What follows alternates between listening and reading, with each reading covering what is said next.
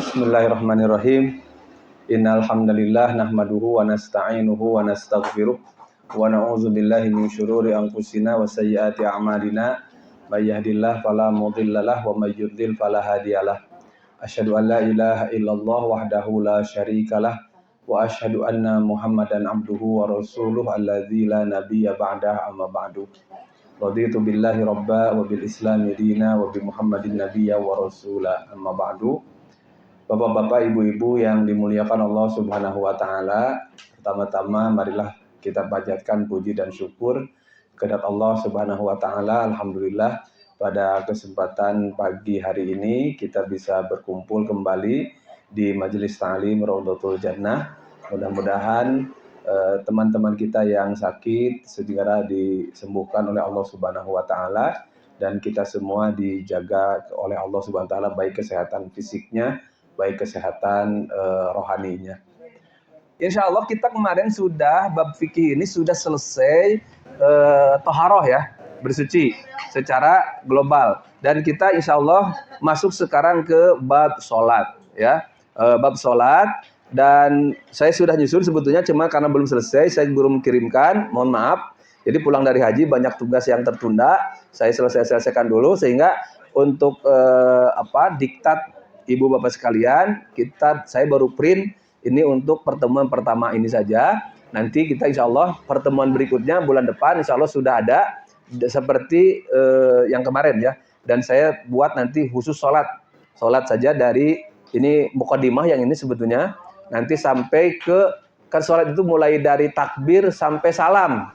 Karena wudhunya sudah kemarin kan, ya, toharohnya sudah kemarin ya. Berarti nanti dari takbir sampai salam insya Allah fikihnya kita akan bahas ya. Ustaz ini kan sudah sering ya, kita sehari-hari sudah sholat, sudah ini. Nanti bagaimana biar kita menghafal lagi, biar kita lebih paham lagi. Nah yang pertama ini adalah muqaddimah tentang definisi sholat, keutamaan dan hukumnya. 3 poin ini saja yang kita bahas pada pertemuan kali ini. Pertama, secara bahasa, sholat itu artinya doa. Ya, sholla yusolli itu artinya doa, gitu ya, berdoa. Makanya bersolawat itu artinya berdoa, ya, artinya berdoa. Ya. Kemudian sholat itu juga kenapa disebut doa? Ya, karena atau apa hubungannya antara arti sholat secara bahasa dengan praktek sholat yang kita lakukan, ya? Karena di dalam prakteknya sholat itu isinya doa semua, ya. Mulai dari, kan doa itu ada 2 ya. Doa itu ada pujian, ada permintaan kepada Allah, ya. Kalau kita misalkan pujian seperti alhamdulillah itu pujian, ya.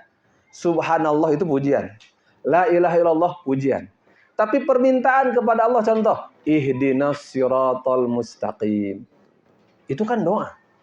Permohonan kita, permintaan kita kepada Allah Subhanahu wa taala. Dan dalam sholat itu semuanya mulai dari takbir. Takbir itu doa kan?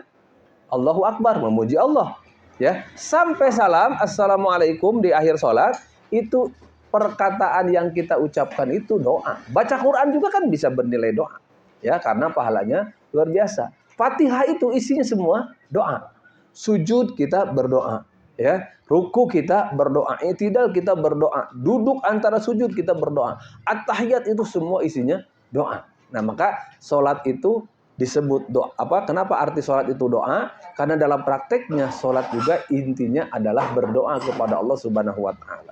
Bahkan di dalam salah satu ayat disebutkan aqimis sholata li dzikri. Ya, dirikanlah sholat untuk mengingatku, untuk zikir kepadaku, untuk berdoa kepadaku. Dan makanya sholat itu ya harus ingat kepada Allah dalam sholat itu. Harus ingat kita sedang sholat.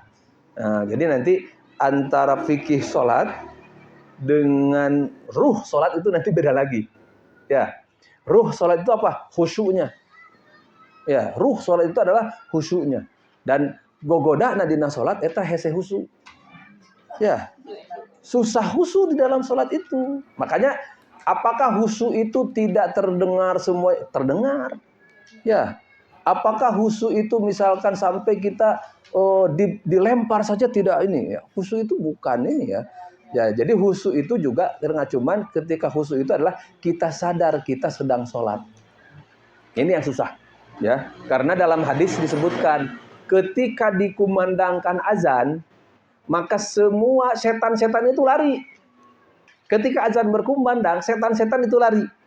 Tetapi ketika didirikan sholat, ya selesai azan, setan itu datang lagi. Kemudian ketika kita takbir Allahu Akbar, setan berbisik, uzkur kaza, uzkur kaza. Ingat ini, ingat ini, ingat ini. Itu setan berbisik. Makanya sok ketika sholat Allahu Akbar jadi halo akbray. Kenapa? Karena yang asalnya lupa, ingat itu. Nyimpen kunci, lupa pas Allahu Akbar. Oh iya di sana kunci teh. Gitu ya. Lupa ini itu apa? Godaan setan. Maka kalau itu terjadi gimana? Fokus aja kepada bacaan. Ya. Kan bagusnya bacaan itu kita tahu artinya. Kan pasti alhamdulillah tahu artinya. Fatihah pasti tahu artinya. Gitu ya. Jadi artinya itu diikuti di dalam hati kita. Sehingga kita fokus terhadap sholat itu. Makanya dalam sholat itu disunnahkan lihatnya ke tempat sujud. Kenapa? Karena ketika kita lihatnya pandangannya tanggah atau ke depan, itu potensi untuk ngalamunnya lebih besar. Ya, potensi untuk mengingat selain sholat itu lebih besar. Nah, jadi itulah sholat itu adalah kesempatan untuk lidzikri, untuk berdoa ya. Salat itu secara bahasa artinya doa dan di dalam isinya itu berdoa. Makanya ya definisi salat ini banyak definisinya, di antaranya ya di dalam Al-Fiqhul Muyassar ini disebutkan salat itu ibadatun, ibadah ya. Zatu aqwalin, mengandung atau zat itu artinya mempunyai. Di dalam ibadah itu ada apa saja? Ada dua hal. Pertama aqwal, yang kedua af'al. Aqwal itu adalah ucapan, aqwal itu ucapan, af'al itu perbuatan. Atau mungkin bisa saya artikan gerakan.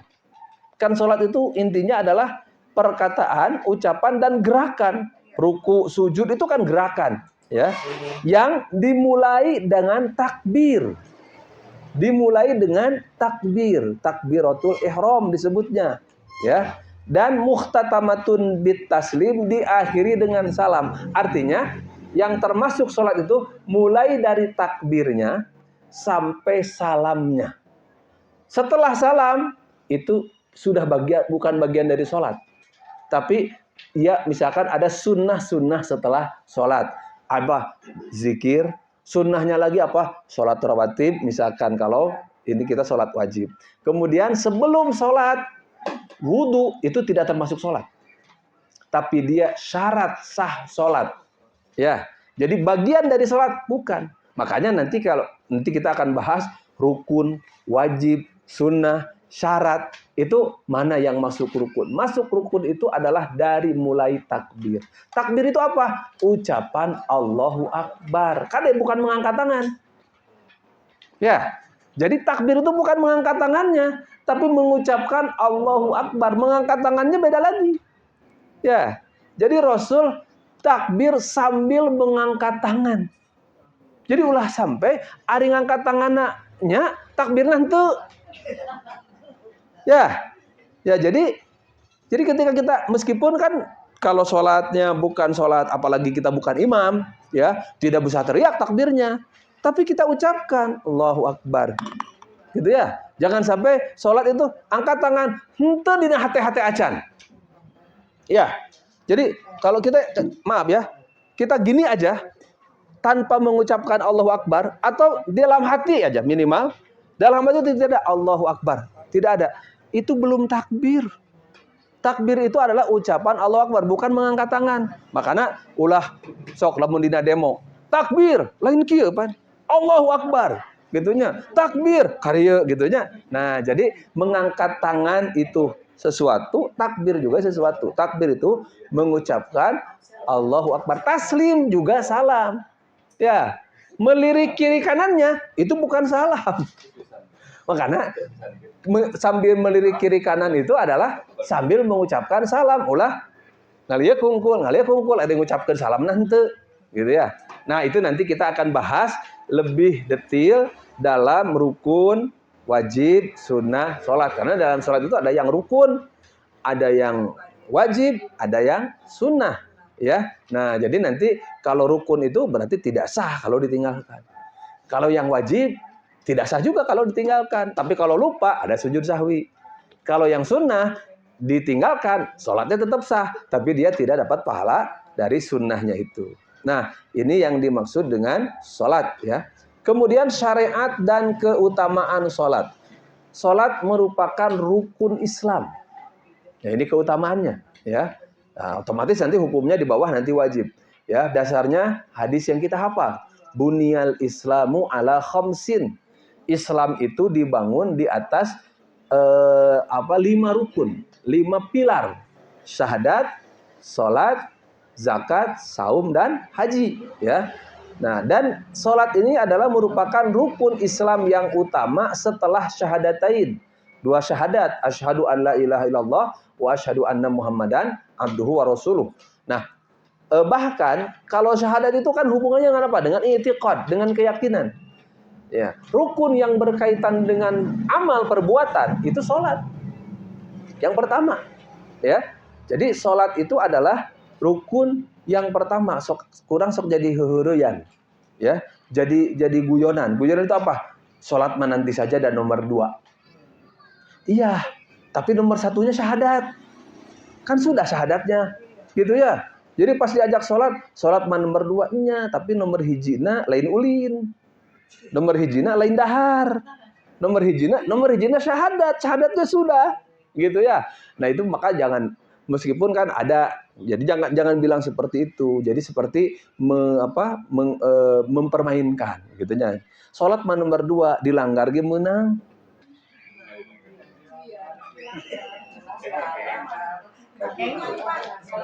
Iya, langgar itu kan tajuk ya, masjid kecil ya.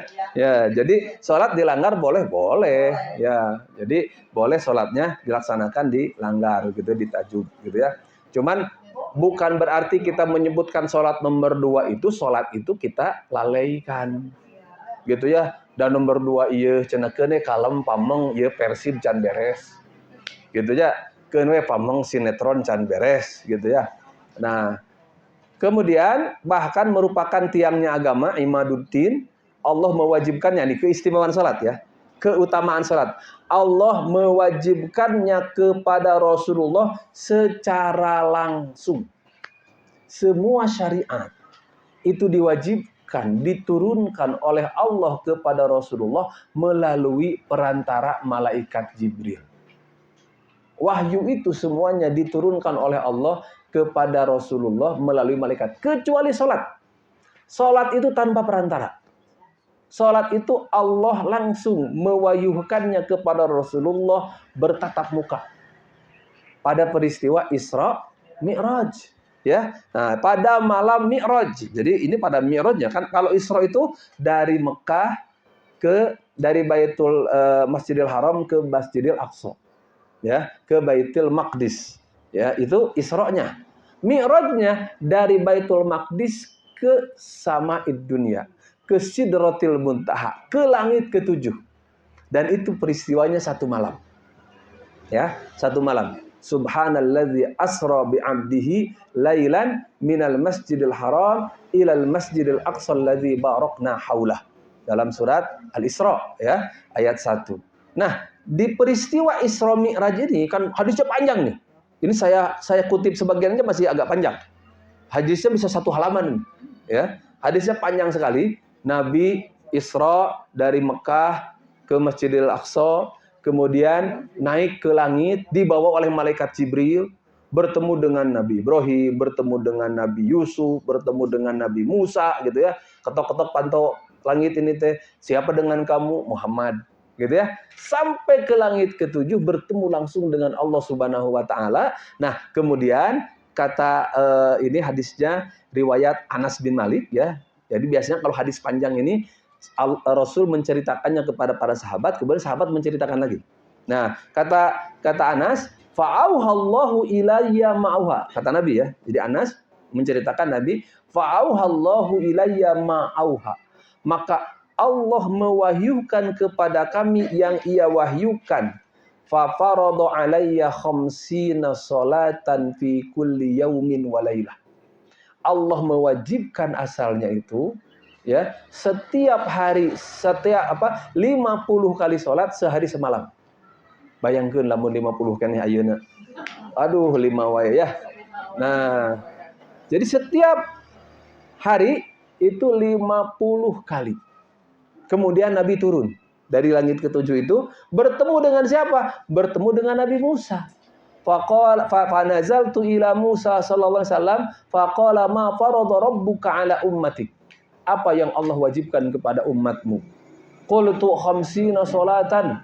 Kata Nabi kepada Nabi Musa, 50 kali salat. Qala irji. Coba cenah balik deui. Pulang lagi kepada Allah, ila rabbika, kepada Tuhanmu, fas'alhu takhfif, minta keringanan.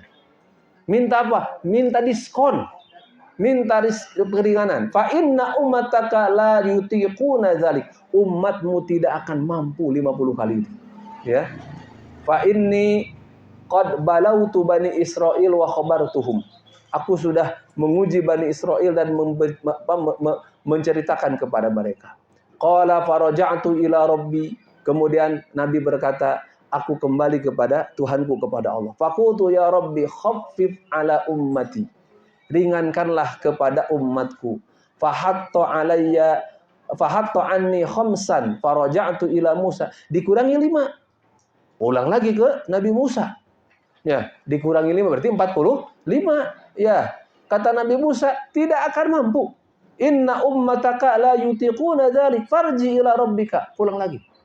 Ulang lagi kepada Allah Subhanahu wa taala, minta keringanan lagi. Qala falam azal arji baina rabbi tabaraka wa ta'ala wa baina Musa. Terus saya bolak-balik. Setiap kebalikan dikurangi 5, kurangi 5, kurangi 5 sampai apa? Sampai hatta qala ya Muhammad innahunna khamsu shalawatin kulla yaumin wa lailah. Sudah Muhammad, kata Allah. Itulah 5 kali salat setiap hari dan malam. Ya, sudah, jangan minta kurangi lagi. Ya, 5 kali salat setiap hari. Likulli salatin ashrun. Nah, ini keborahan Allah. Setiap salat itu dilipat gandakan kebaikannya itu sebanding dengan 10 kali lipat. Jadi 5 kali salat kita ini sama dengan 50 kali sehari. Jadi sudah Allah ringankan bagi kita, kemudian jadi 5. Dan kalau lihat waktunya, itu waktu-waktu yang tidak mengganggu menurut saya. Ya, tidak mengganggu. Salat lohor, dek salat, jam istirahat. Ya, salat asar itu kan biasanya selesai itu kerja itu. Ya, salat maghrib juga ya, paling gogodaan panginten nonton Persib pun bapak-bapak mah. Gitu ya. Ya, salat isya juga menjelang malam. Salat subuh pas bangun. Itu yang wajib-wajibnya saja, gitu ya. Maka yang wajib itu 5 kali sholat, dan itu senilai 50 kali sholat. Ini kemurahan dari Allah Subhanahu wa taala. 5 kali sholat oge masih loba nu henteu. Ya, masih banyak orang yang tidak melaksanakannya. Padahal ini adalah merupakan rukun Islam, ya, merupakan nanti ada di bawah pembeda antara orang Islam dengan orang kafir. Gitu ya. Nah, peristiwa Isra Mi'raj ini menunjukkan keutamaan sholat. Allah mewahyukan langsung kepada Nabi SAW, tidak melalui perantara malaikat Jibril. Dan tentang keutamaan sholat ini secara syariat ya. Kemudian hikmah lainnya ya, sholat ini kan ada tanha anil fahsya wal munkar. Bisa mencegah dari fahsya dan munkar. Jadi indikasi sholat kita baik itu sejauh mana sholat itu berdampak dalam kehidupan kita sehari-hari. Ya, sejauh mana berdampak dalam kehidupan kita sehari-hari. Sejauh mana kita bisa mencegah dari kemungkaran, dari kejelekan. Maka berarti itu indikasinya. Ya. Nah, kemudian dan tentang keutamaan saat ini dijelaskan dalam banyak hadis, diantaranya sabda Nabi riwayat Imam Muslim dari Abu Hurairah, as-shalawatul khamsu. Salat yang 5 waktu. Ya, dari zuhur ke asar, dari asar ke maghrib, maghrib ke isya, isya ke subuh, subuh ke zuhur lagi. As-shalawatul khamsu.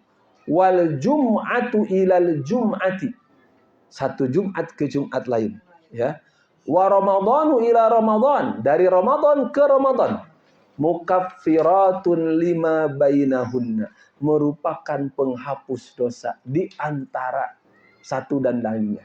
Jadi dari Jumat ke Jumat, dari sholat ke sholat, dari Ramadan ke Ramadan, itu mukaffirat, ya, itu merupakan hikmahnya penghapus dosa, ya. Kenapa? Karena ternyata Allah memberikan luar biasa, ya, kewajiban-kewajiban ini menjadi penghapus dosa. Di samping banyak juga sunnah-sunnahnya, ya, yang keutamaannya itu juga menghapus dosa. Mukaffiratun lima bainahunna majtunibat al-kabairu, selama dihindari dosa-dosa besar.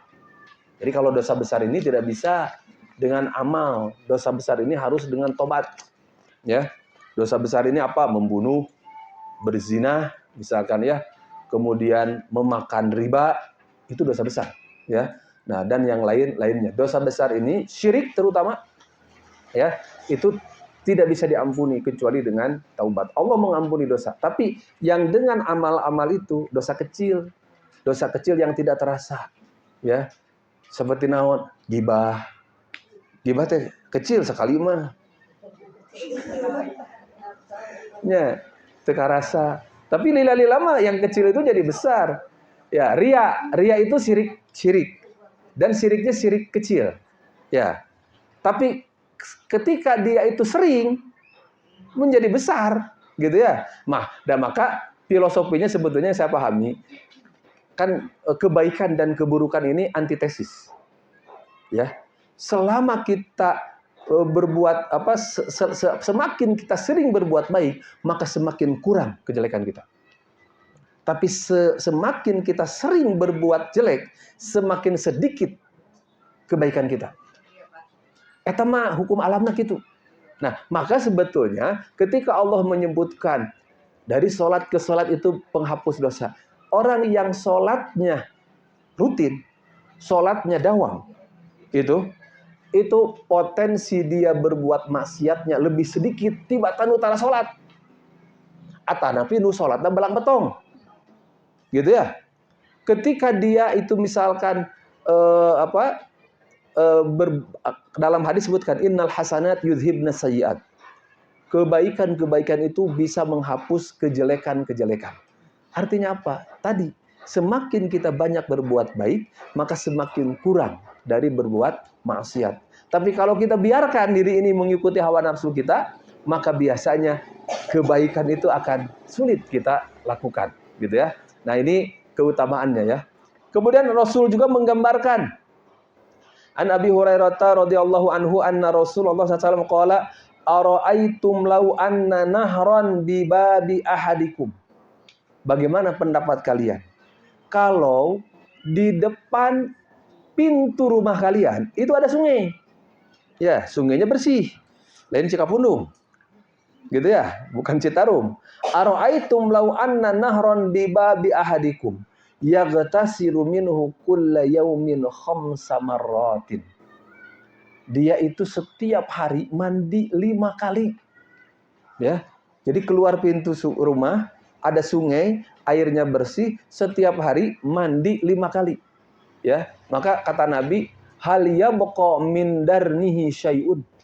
Apakah tertinggal, apakah tersisa dakinya? Ya, darnun itu mun bahasa Sunda mah daki gitu ya. Apakah tersisa dakinya syai'un sedikit pun? Kata para sahabat, atu ari ibakna sasidinten 5 kali macana la yabqa min darnihi syai'un. Tidak akan tersisa dari dakinya sedikit pun. Qala fadzalika mithlus shalawatil khamsi. Demikianlah perumpamaan salat 5 waktu. Bagaikan kita mandi sehari 5 kali, maka dia menghapus dari dosa-dosa kita. Yamhullahu bihinnal khotoya. Allah menghapus dengannya kejelekan-kejelekan, dosa-dosa. Bahkan kalau bapak-bapak kan wajib ke masjidnya. Ya, ada yang mengatakan wajib, ada yang mengatakan sunnah muakkadah. Salat berjamaah itu di masjid. Selama kita tidak ada halangan mampu ke masjid, ya, baik di kantor itu ada masjid, di rumah di komplek ada masjid, bapak-bapak maka masjid we. Maka kata Nabi, setiap langkah kita ke masjid itu ada dua keutamaannya. Setiap langkahnya. Belum sholatnya. Karek ngalengkahna ke masjid. Allah hapus dosanya, Allah angkat derajatnya. Dari setiap langkah ke masjid itu. Can sholatna.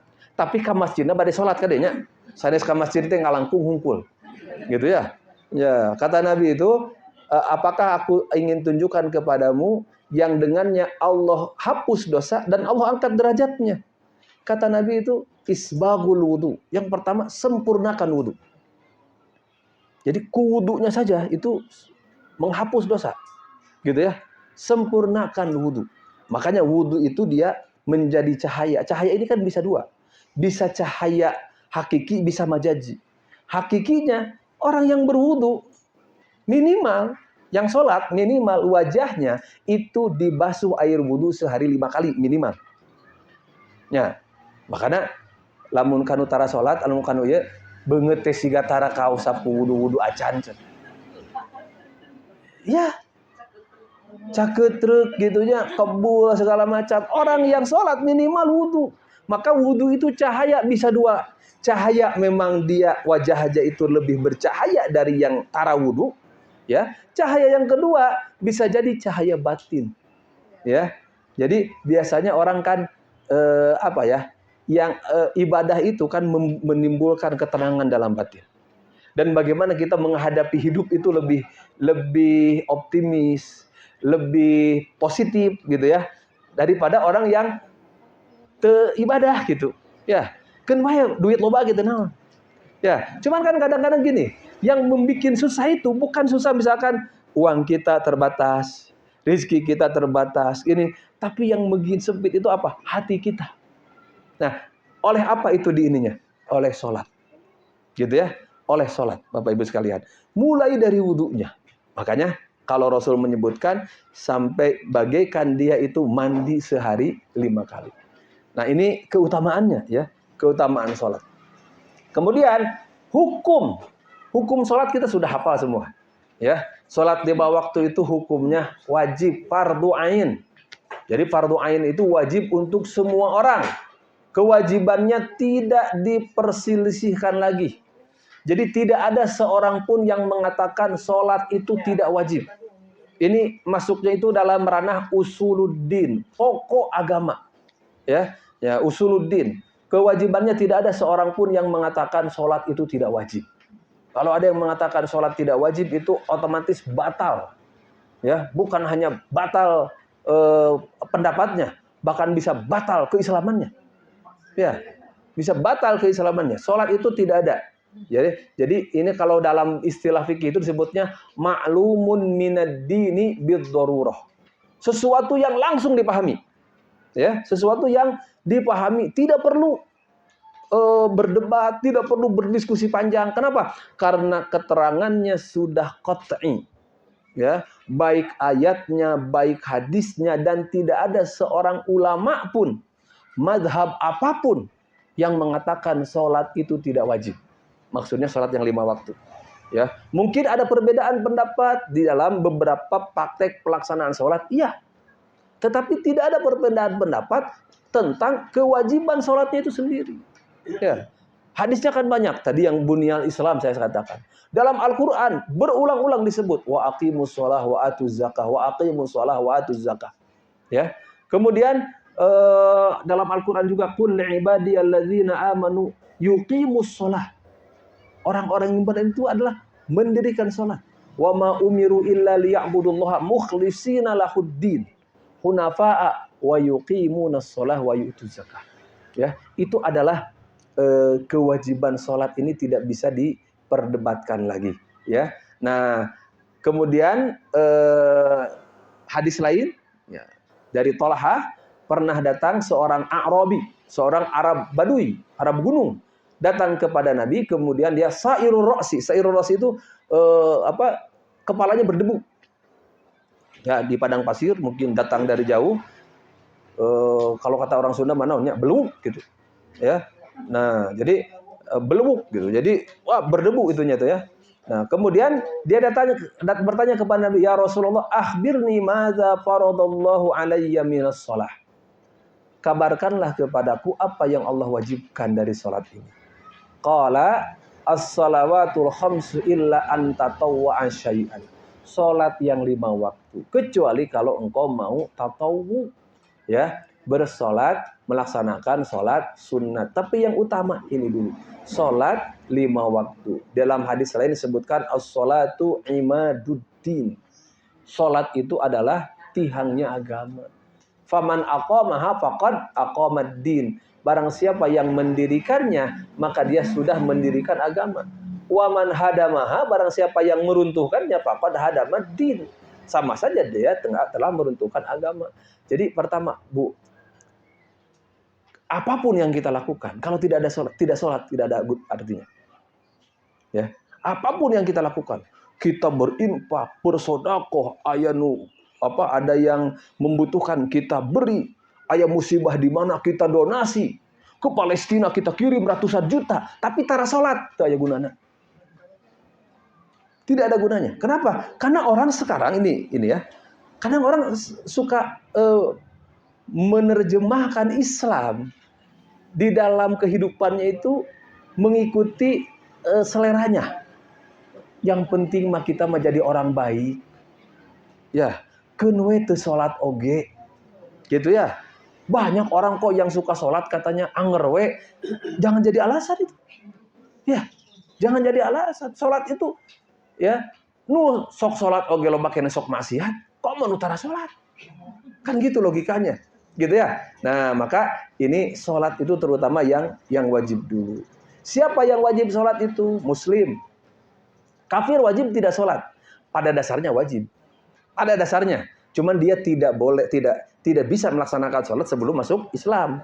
Ya, jadi kalaupun dia sholat belum Islam dulu, ya nggak ada gunanya. Gitu ya. Nah, maka dia Muslim. Berarti kafir tidak sholat.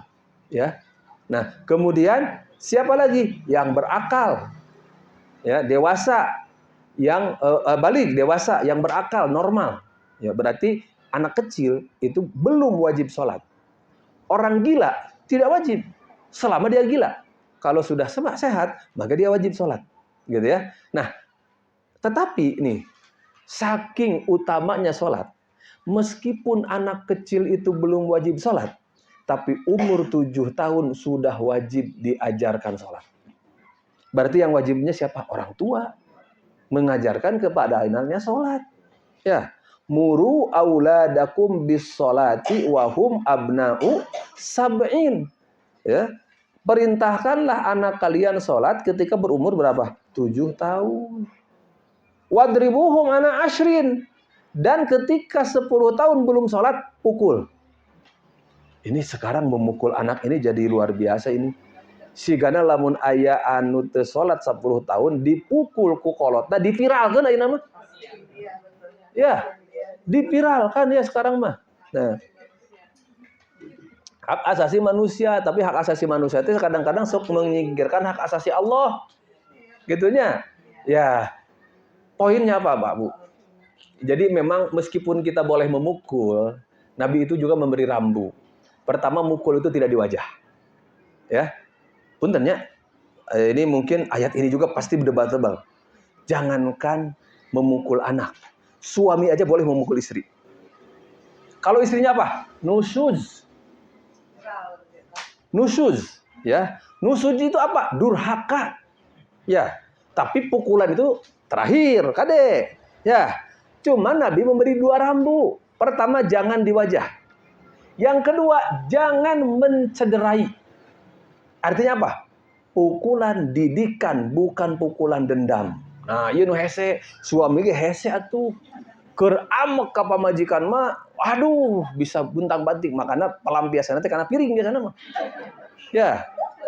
Gitu. Kenapa? Karena kalau ke fisiknya itu bisa tidak diizinkan oleh agama itu. Ya, maka pukulan itu mendidik. Sama ibu juga kalau memukul anak, Bu. Pukulan yang mendidik. Ya. Nah, ini kalau bisa janganlah. Ya jangan sampai memukul, gitu ya. Dan poinnya mah bukan memukulnya, poinnya mah budak sholat henteu. Ya, dan saya yakin kalau anak, apalagi anak sekarang itu kan kalau yang ibunya betul belajar agamanya sebelum 7 tahun pun kan sudah dididik sholat. Ya. Kalau sejak 7 tahun atau sebelum 7 tahun dia sudah belajar sholat, 10 tahun nggak akan dipukul, Pak. Nggak akan dipukul, pasti dia sholat anak itu. Ya, pasti dia sholat anak itu. Ya. Nah, jadi ini menunjukkan apa? Pentingnya sholat. Sehingga ketika kewajiban sholat itu datang kepada dia, dia sudah dewasa, ya, sudah wajib sholat, kita tidak usah susah-susah lagi. Ya, jadi kan anak kita itu mau jadi apa silahkan. Ya, mau jadi dokter silahkan, mau jadi insinyur silahkan, mau jadi ahli apapun silahkan. Tapi anak kita harus sholat. Ya, agar anak kita sholat, ya kita sholat dulu. Ya, gitu ya. Agar anak kita sholat. Nah, kemudian pertanyaannya, bagaimana hukum yang meninggalkan sholat? Ada 3 kriteria, ada 3 kategori orang yang tidak meninggalkan sholat itu. Pertama, yang meninggalkan sholat, yang tidak sholat karena menolak dan mengatakan sholat itu tidak wajib. Kenapa tidak sholat? Sholat itu wajib, atuh dan penting macam orang malah berbuat baik ke sesama gitu. Ya, itu orang yang seperti itu kafir. Ya, Ustadz, ada nggak orang yang mengatakan sholat tidak wajib? Banyak sekarang. Orang yang ngakunya Islam mengatakan sholat tidak wajib itu banyak. Mungkin tidak apa ya? Tidak langsung. Nah, sholat mah wajib, bukan. Tapi biasanya sok ngerada gulak-gilak setik. Gitunya. Namun gulak-gilak nate. Misalkan, kan sholat itu tanha anil fahsya wal munkar. Sholat itu untuk mencegah dari perbuatan fahsya dan munkar. Dan saya mah teu sholat ge tara fahsya, tara munkar. Makanya saya mah teu sholat. Itu sama dengan mengatakan sholat itu tidak wajib. Cirian. Orang yang bilang seperti itu bohong. Kenapa? Kemungkaran yang paling besar meninggalkan sholat. Dan kalau orang berani mengatakan seperti itu, di dalam prakteknya dia akan berani menghalalkan yang haram dan mengharamkan yang halal. Lihat saja. Ya. Jadi kalau orang sudah berani mengatakan sholat itu tidak wajib, aya oge nu tara sholat. Ketika ditanya, kenapa engkau tidak sholat? Sholat. Tapi tidak pernah saya lihat engkau sholat. Saya pergi dengan engkau misalkan 1 hari full. Kan sholat itu 5 waktu. Full itu saya tidak lihat sholat engkau. Gitunya. Pancana dina hadis ge innamal a'malu binniyat. Jadi saya itu sholat tapi dengan niat. Cukup we dina niat sholat nate. Datang waktu dahar. Waktu makan. Waduh, semangat mau makan. Tarik we piring nate. Mau apa kamu? Mau makan? Gak usah, cukup dengan niat. Ya, karena banyak sekarang itu ya yang ukal-ekol gitu ya. Nah, yang jelas kata para ulama ini sepakat. Ya, para ulama sepakat kalau dia mengatakan sholat itu tidak wajib, kemudian dia tidak sholat, maka batal Islamnya. Kafir. Bagaimana kalau dia tidak sholat? Karena lalai. Ini yang banyak. Jadi kalau ditanya sholat itu wajib tidak? Wajib. Kunaon tara sholat? Nya kunaonnya atuh? Duka teuing gitu. Gitu ya. Nepikeun ka poho sholat. Ya. Jadi kenapa tidak sholat? Kan banyak. Biasanya orang yang didikannya dari awalnya tidak baik. Gitu ya.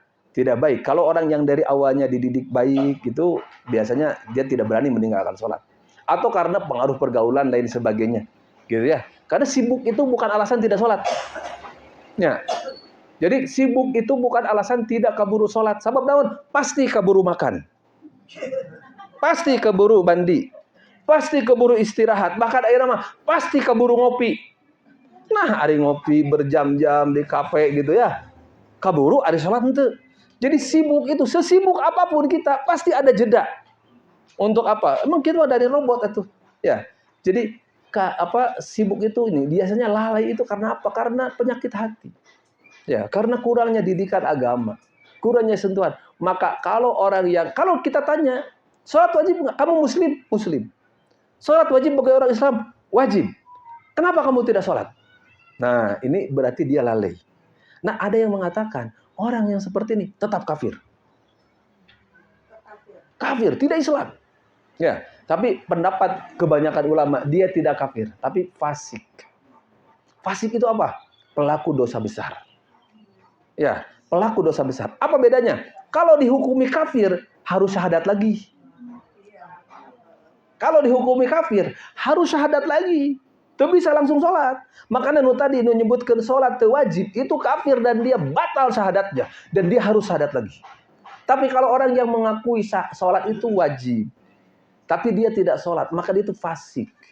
Fasik itu tidak wajib syahadat lagi, tapi wajib apa? Tobat. Tobat itu apa? Berhenti dari kemaksiatannya. Berhenti dari meninggalkan kewajibannya. Laksanakan lagi kewajibannya. Gitu ya. Maka hukum orang yang meninggalkan sholat itu, kalau ini kan hukum meninggalkan sholat, hukuman. Nah, hukuman orang yang meninggalkan sholat itu apa? Itu yang pertama itu yustatabu. Diminta untuk tobat. Ya. Kecuali kalau tetap ingkar, maka dihukumi murtad, itu dalam hukum Islam bisa dibunuh. Ya, orang yang tidak sholat itu, tapi ya kalau sekarang kita bicara itu juga nanti intoleransi lain sebagainya gitulah. Kenapa orang mana penting sarolat WKB, gitu ya. Nah, kemudian ada lagi satu lagi yang tidak sholat itu apa? Karena jahil. Jahil itu apa? Jahil itu bodoh, tidak tahu. Kenapa engkau tidak sholat? Hari sholatnya naon. Dia tidak tahu sholat itu wajib. Ya, misalkan orang yang hidup di daerah jauh dari peradaban, tidak kenal Islam, kemudian kenal Islam, ya, kemudian dia tidak tahu kalau setelah masuk Islam itu wajib sholat, dan dia belum sholat, maka orang seperti itu wajibnya apa? Wajib diajarkan dan diberitahu kepada dia bahwa sholat itu wajib, gitu ya. Nah ini apa hukum orang yang meninggalkan sholat. Meskipun sekarang sulit mencari orang yang tidak tahu sholat itu wajib. Tong boro majal manu Islam, nu kafir wae arapaleun. Sholat teh wajib bagi orang yang muslim, gitu ya. Makanya sekarang agak susah kita mencari orang yang kalau misalkan, kenapa engkau tidak sholat? Karena saya tidak tahu sholat itu wajib. Lamun di Indonesia pasti mal aya lah. Kecuali yang hidup di pedalaman, di Papua, di mana gitu ya. Kecuali orang seperti itu. Kalau yang hidup di perkotaan ini tidak akan ada. Ya. Nah, tapi ternyata oleh para ulama juga disebutkan, kalau memang dia tidak tahu, yang tidak tahu itu kan tidak berdosa. Tapi berarti dia wajib diberitahu. Ya. Kalau dia tahu, tapi tidak melaksanakan, berarti dia wajib tobat. Kalau dia menentang, bahkan mengatakan sholat itu tidak wajib secara terang-terangan, maka orang seperti itu batal syahadatnya. Dia harus syahadat lagi. Nah, jadi banyak keterangannya yang membedakan antara muslim dan kafir itu sholat. Nah, di antaranya saya tulis ini al-ahdul ladzi bainana wa bainahum as-shalah, kata Nabi. Perjanjian kita dengan mereka itu sholat. Ya. Faman tarakaha faqad kafar. Barang siapa yang meninggalkannya, maka dia sungguh telah kafir.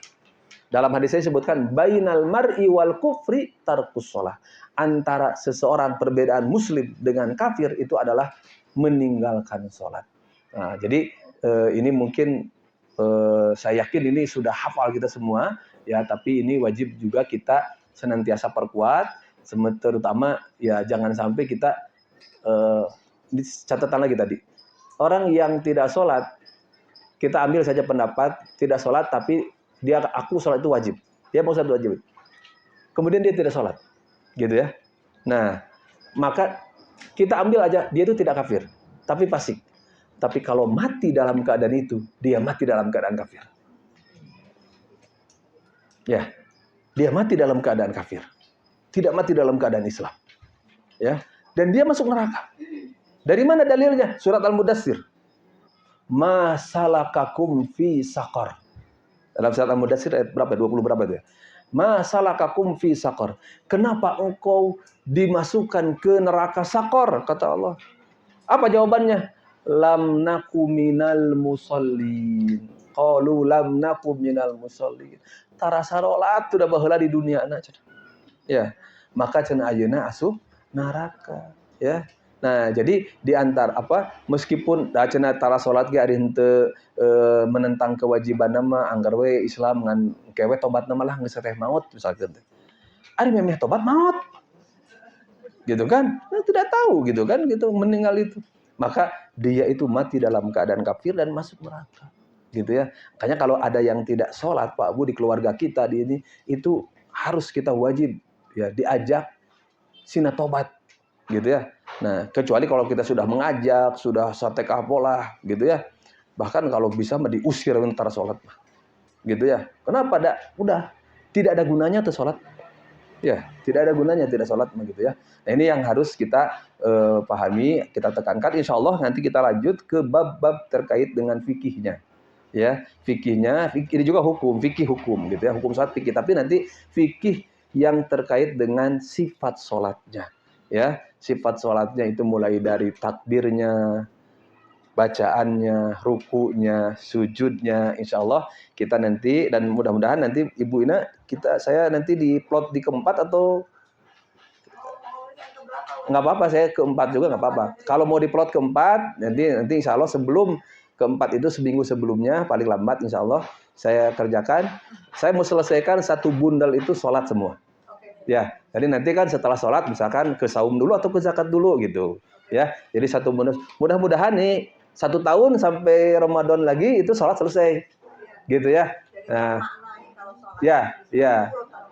Jadi saya pokoknya fokus aja dari takbir sampai salam, gitu ya. Nah itu nanti selesai di semua pertemuan sebelum libur lagi itu nanti. Nah nanti tahun depannya misalkan masuk ke saum, tahun depannya masuk ke haji gitu, atau misal zakat haji gitu ya. Nah jadi memang di dalam fikih ini nanti bahkan banyak ikhtilaf, kita akan ambil pendapat yang paling rojih ya. Insya Allah kita pendapat yang paling rojih dan juga mungkin sedikit disinggung, perbedaan pendapat kita sedikit singgung ya sebagai pengetahuan saja agar kita juga paham misalkan kalau ada saudara-saudara kita yang mempraktekkan beda dengan kita gitu ya. Selama itu misalkan ada dalilnya kita tidak katakan itu sesat. Tetapi setidaknya paling juga kita katakan ini yang lebih kuat, itu menurut yang kami temukan tidak terlalu kuat gitu ya. Itu saja mungkin Bapak Ibu sekalian, sudah jam 11 lebih 6. Sebelum ditutup barangkali ada pertanyaan? Silahkan Pak Ibu.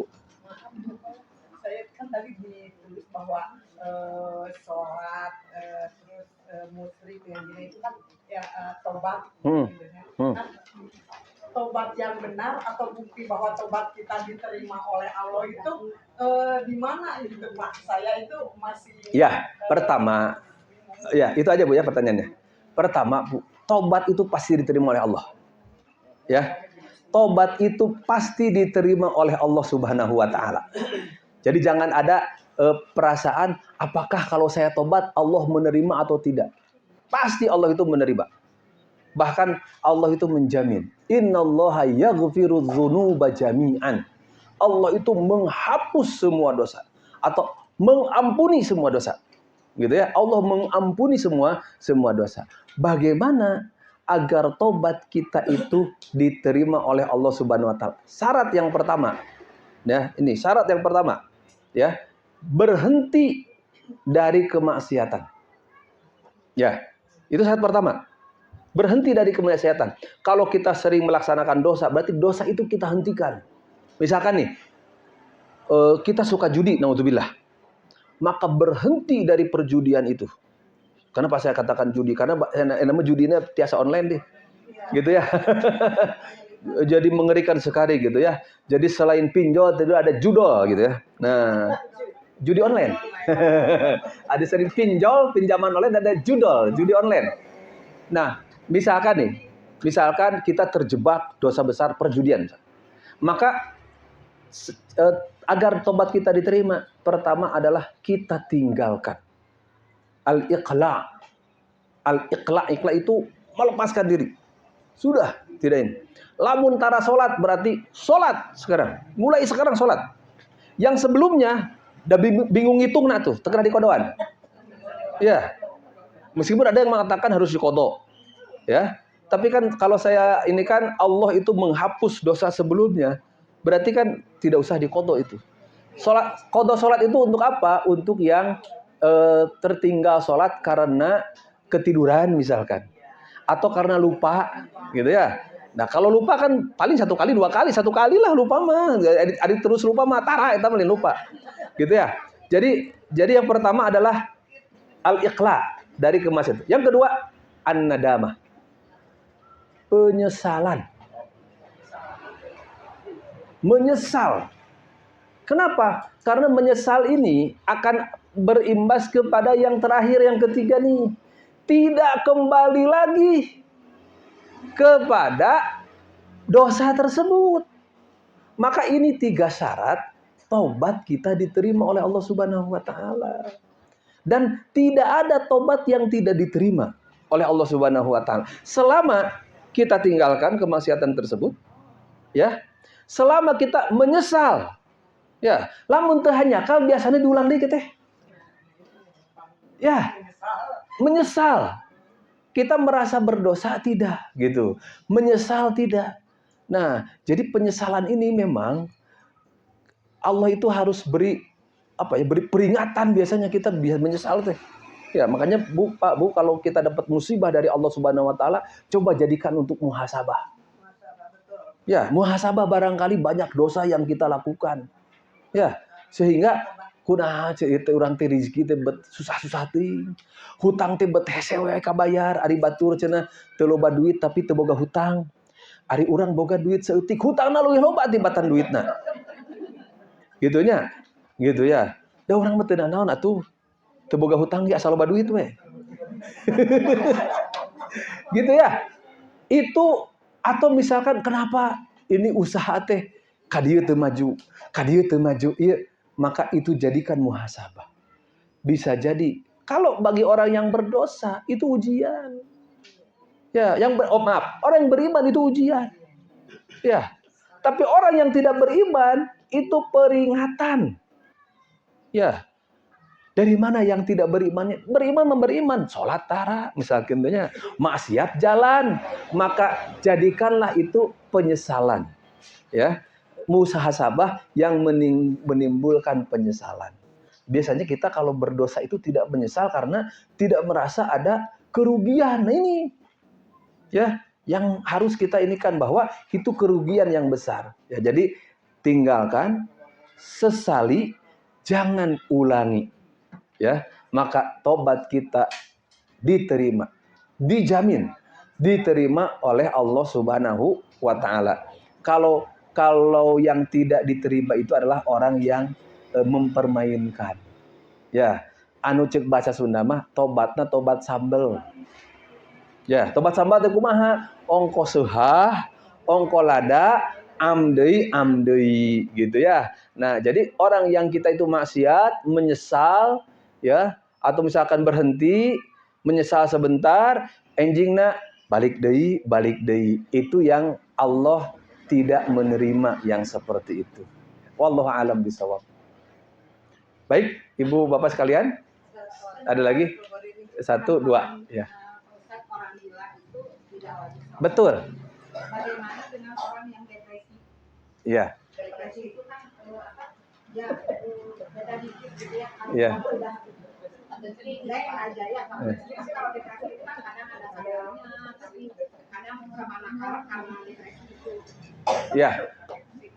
Ini memang yang bisa memutuskan dia itu masuk kriteria ODGJ gitu ya. Nah, sekarang kan bahasanya bukan gila, ODGJ gitu ya. Orang dalam gangguan jiwa ya. Apakah dia itu masuk ke ODGJ atau depresi itu stres saja. Gitu ya. Kalau orang yang stres justru obatnya sholat misalnya. Ya. Jadi kalau orang yang stres coba perbaiki sholatnya. Benahi sholatnya. Gitu ya. Karena yang mendatangkan ketenangan dalam hati itu adalah zikir. Sholat. Gitu ya.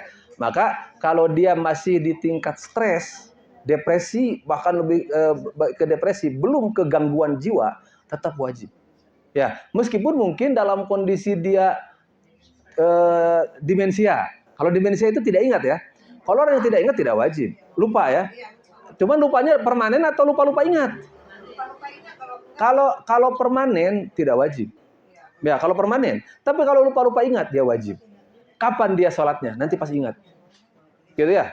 Nanti pas ingat. Kalau lupa-lupa ingat itu wajib ya. Tapi kalau dia sampai permanen hilang ingatan, maka sudah tidak wajib itu. Gitu ya. Pikun. Ya, yang pikun itu masih wajib kayaknya. Bisa dibimbing. Bisa bisa diingatkan gitu ya. Bisa dibimbing, diingatkan. Sareng biasa upami jalmi anu salat, ngaos Quran, tara pikun biasanya teh. Gitu ya. Nah, jadi Ibu kalau misalkan ini konsultasi aja sama dokter, apakah dia itu sampai ke taraf hilang ingatan atau hanya stres saja. Justru kalau orang yang stres, salah satu obatnya adalah dengan sholat. Wallahu a'lam. Ibu terakhir, enggak? Ini mengenai panggilan sholat. Nah, ya. Jadi rumah saya itu dikelilingi ada Banyak masjid ya. Ya. Nah, jadi kalau mereka azan, Bingung. Mau jawab yang harus menjawab. Betul. Mana Iya. Terus ada lagi satu lagi Ustaz. Kalau dia azan salah satu masjid itu Allahu Akbar. Jadi tidak tapi akabar. Oh iya. Ini rasanya gimana? Iya. Itu boleh apa? Iya. Kapan kita harus menjawab? Iya. Azan itu berdempet-dempet. Jawab salah satu saja. Ada yang mengatakan begini, kalau misalkan laki-laki, kita suka sholat ke masjid mana? Jawab masjid itu. Meskipun bingungnya, iya can tamat yang saya ngomong deh itu ya. Gitu ya. Tak jelas lagi Pak Ustaz. Oh iya. Karena dia itu dempet banget. Iya. Yang Allah Akbar tuh nyusul bukan satu-satu ayat. Iya. Kalau satu-satu bisa lah kita. Iya. Iya. Ini enggak Pak Ustaz. Iya. Jawab ajan itu hukumnya sunat ya. Sunat tidak wajib. Memang hukumnya sunat. Tapi ya kalau sunat itu kan bukan ditinggalkan. Maka jawab semampunya aja lah.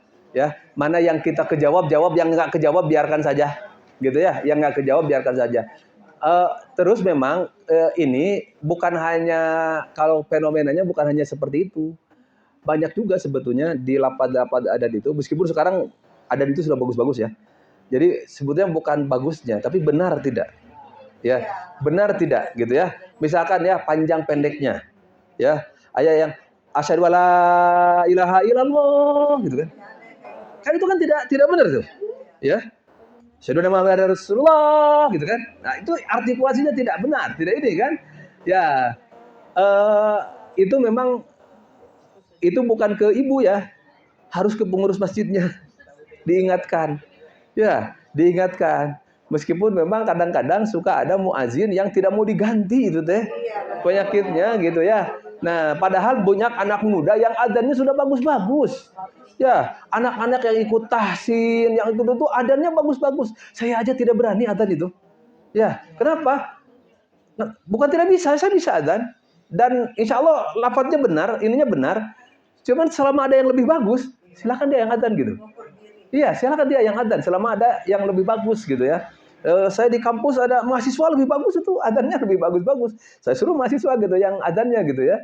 Nah, jadi kalau peristiwa seperti itu memang harus diingatkan ke pengurusnya. Kalau ibu misalkan ada akses dan bisa sampaikan saja. Kalau sudah disampaikan dia terima atau tidak diterima itu kan sudah bukan wilayah kita lagi, gitu ya, gitu. Wallahu a'lam bishawab. Terakhir sekali Ibu silakan. Ibu Sri ini kebetulan beliau tuh tinggalnya dekat Masjid Ukhuwah. Ya. Di belakang Masjid Ukhuwah tuh banyak masjid. Oh iya. Iya. Nah, itu kalau Jangan-jangan piadek juga kedengar ke sana itu. Yang piadek juga kedengar. Kan dekat. Betul. Itu kalau kita jawab dari Masjid Ukhuwah aja gimana? Nggak apa-apa. Ya itu yang saya katakan. Yang saya katakan jawabannya satu. Iya satu aja jawab, tidak usah. Iya, jawab aja satu. Iya, jawab aja satu, Bu, nggak usah semua, gitu ya. Gitu. Ya, Ibu silakan. Kalau buka puasa itu saya lihat di YouTube maghrib hari ini, tapi beda dengan di masjid-masjid sekeliling. Iya. Ada beda 3 menit. Iya. Yang mana? Itu sebetulnya semuanya benar. Yang beda lebih lama itu dia mengambil toleransi waktu. Jadi yang jadwal sholat itu, Bu, itu sudah ditambah rata-rata. Jadi jadwal sholat itu, ya, itu terutama buka puasa, terutama maghrib, itu biasanya sudah ditambah. Cuman ada yang nambah misalkan 1 menit, ada yang nambah 5 menit. Dari ini. Makanya kalau misalkan nih sudah ada yang jadwal waktu sholat nih kita, ada yang beda, kita ngambil misalkan yang paling cepat. Sah tidak sah? Itu. Maksudnya gimana? Kan medianya banyak sekarang, boleh di HP, boleh lihat televisi, atau kita ke masjid terdekat gitu.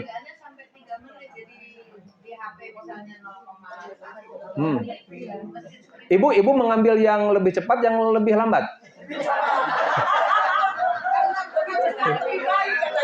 Ya. Ya.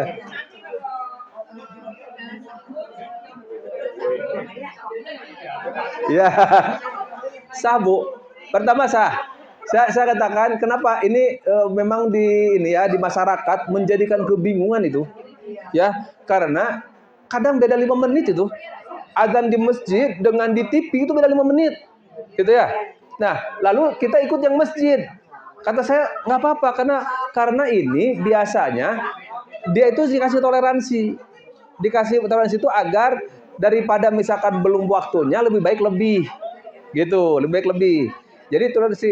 Tapi kalau misalkan untuk kehati-hatian kita ambil yang paling lambat, tidak apa-apa. Cuman saya tidak katakan yang paling cepat itu kita langsung buka, terus sah, batal saumna. Sah, Bu. Ya, sah insyaallah. Gitu ya. Wallahu a'lam bishawab. Demikian ibu-ibu sekalian, bapak-bapak yang bisa saya sampaikan hari ini. Terima kasih atas perhatiannya. Aku qouli hadza wa astaghfirullah li wa lakum. Assalamualaikum warahmatullahi wabarakatuh.